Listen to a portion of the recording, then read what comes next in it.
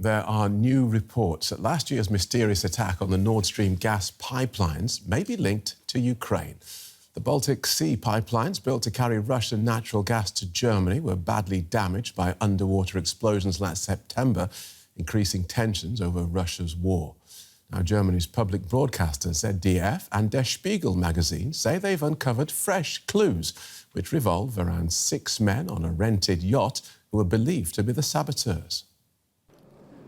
This recording is from September 2022, the moments after the Nord Stream pipelines exploded and started leaking gas. Nord Stream pipelines 1 and 2 carried natural gas from Russia to Germany. Their destruction 80 meters below the water, at the point seen here, has been shrouded in mystery. Investigators have long suspected that saboteurs rented the charter yacht Andromeda and used it to sail to the pipelines and plant explosives. Last month, German officials announced they had found traces of HMX on board the boat, the same explosive that was found at the blast sites. Russia and Ukraine have denied any involvement in the attack. Ukraine's allies were wary about jumping to conclusions. There are 3 countries that are investigating exactly what transpired. Our German allies, our Swedish and Danish partners as well. They've opened investigation into what has happened. Those investigations are ongoing. As we always do, we're going to let those investigations play out before we comment on any potential findings or conclusions. As those investigations gather more evidence, the latest reports from German media point to more signs leading to Kyiv. They cite sources close to the investigations that say the Andromeda's crew were in Ukraine. The same sources say there are no strong links to Russian involvement. The case is still open, and many questions remain. Who ordered the attack? Who executed it? And who paid for it? And will this new information have any consequences for Ukraine and its allies? Well, let's pick this up with investigative journalist Wolf Wiedmann-Schmidt from Germany's Der Spiegel magazine, who worked on that report with colleagues from German broadcaster ZDF. Welcome to DW. When you say that your investigation leads to Ukraine, let's be clear, are you accusing the Ukrainian government of being somehow involved? We are saying that investigators are more and more convinced that the leads now pretty much point in just one single direction toward Ukraine, but that doesn't necessarily mean that the Ukrainian government was involved or knew about it. I would even say that intelligence and security experts consider it very unlikely that Ukrainian President Zelensky was in on it. So yeah, the question remains from how high up was the attack ordered, and you knew about it, but it's becoming more and more clear that, there's few remaining doubts with the investigators that the Ukrainian commander was involved and responsible for blowing up the pipelines. And we found more evidence on that. Okay, so again, just so we understand clearly what you've said, no link to the Ukrainian president, but certainly links, as far as you can establish, to the Ukrainian leadership. Not the leadership, but to Ukrainian, to a commando or a commando that was located within Ukraine before and after the attack. That's one of the clues, and that must have had some kind of expertise and training in what they were doing. But we're not saying that there's certain evidence that points to the Ukrainian leadership.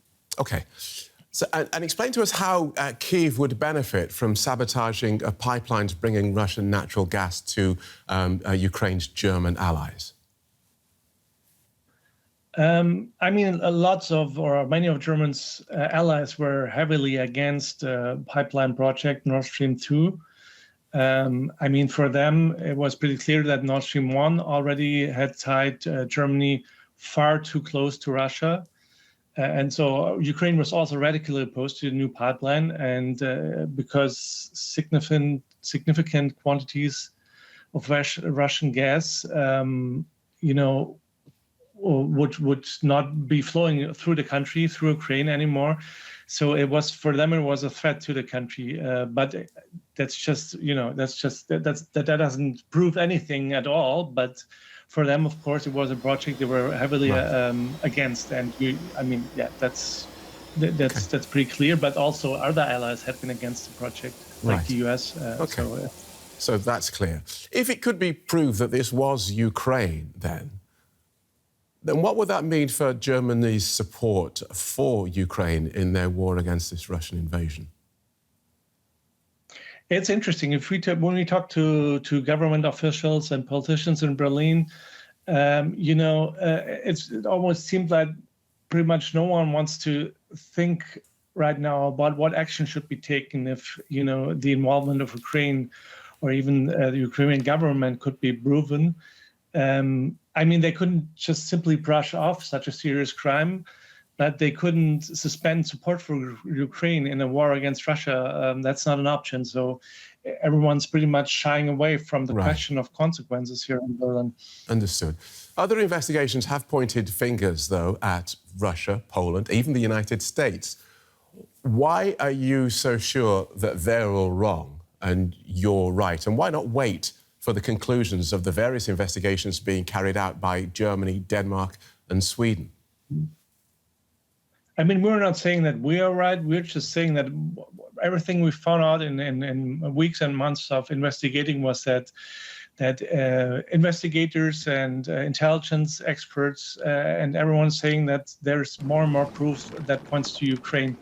And they didn't find any proof that Russia is behind this or that it's a false flag operation, that Russia destroyed the pipelines just to, try to blame it on Ukraine and to undermine support for the West. So a lot of evidence we found is pointing towards Ukraine. And the investigators didn't find anything that might prove that Russia could be behind this, or even less that the US might be behind this attack. There's no evidence at all for this.